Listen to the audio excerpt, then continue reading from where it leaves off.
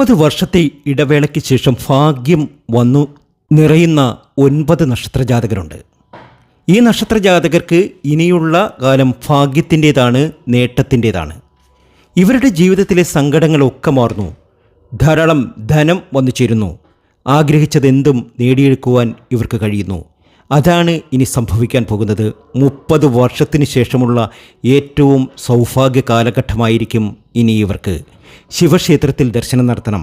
ആ നക്ഷത്രജാതകർ ഇവരാണ്: തിരുവാതിര, പുണർദം, പൂയം, അതുപോലെ തന്നെ മൂലം, പൂരാടം, ഉത്രാടം, പൂരുരുട്ടാതി, ഉത്രട്ടാതി, രേവതി.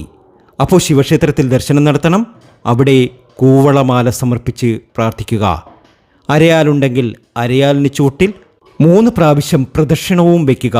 നിങ്ങളുടെ ആഗ്രഹം എന്തുതന്നെയാണെങ്കിലും ആ അരയാൽ ചുവട്ടിൽ എഴുതി വയ്ക്കുക.